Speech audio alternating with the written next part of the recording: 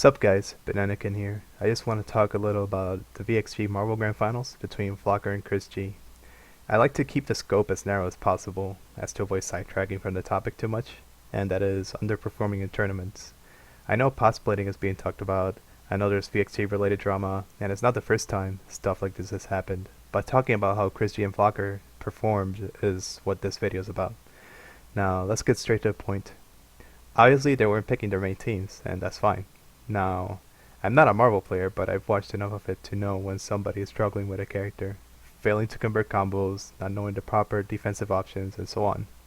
Mind you, they knew some basic things like Flocker doing bread and butter with Dormammu and Trish, Chris G with the Frank and Dante THC synergy, and obviously he knows that he's Akuma. But these things were still a far cry from how strong they are with their main teams. Not to mention that Chris G kept switching teams after every loss, something he very rarely does in majors. Usually he will just pick like a B team in grand finals when he's coming from winners, or something to that effect. Now, this wasn't a result of either of them being nervous. It's quite the contrary. The atmosphere was really casual between those two. They were like laughing and just chatting it up between matches. So why are they doing this?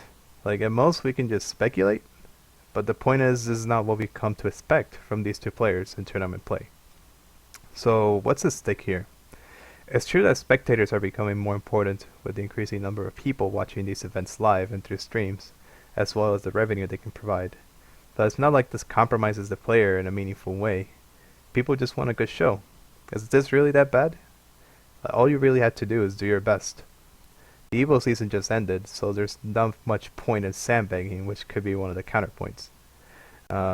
Any big guns that you were planning on pulling out, you should have done so already. So for now, that's not really a problem. Now, what else can be said? Maybe this was just a vacation, so they were messing around. VxG is marketed as a vacation just as much as it is a tournament, if not more. So you could say maybe they were tired. But honestly, how does one tournament day compare to the dozens, if not hundreds of matches that these guys play in one sitting? Like 1 or 2 more 4 out of 7 sets is nothing. Also, this is not just about spectators or stream monsters. Think of the people that went to help with the event. Hans was manning the stream and helping cover the event, as well as creating more awareness of the FGC. And people like Markman are going there to promote MatCats and expand their market. You expect to see high level play at whatever tournament these guys go to.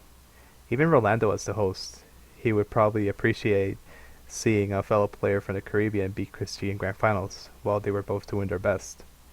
I can't imagine how disappointed Hans must have been that he couldn't at least get a nice grand finals to end the event on a good note after a bumpy weekend with VxG. Well, but yeah, let's not drag this on too long. If you're on stream or in some grand finals, just have more pride in what you do. Show people the culmination of your hard work. Because I know these guys practice hard for these games. Also, it's not just about the spectators and stream monsters again. We should be mindful of how it affects others when we pull stunts like these. It affects commentators, it affects streamers, it affects the community managers like Markman who try to support these events. And that's all I had to say on the matter. You guys are welcome to comment, and thanks, and bye bye.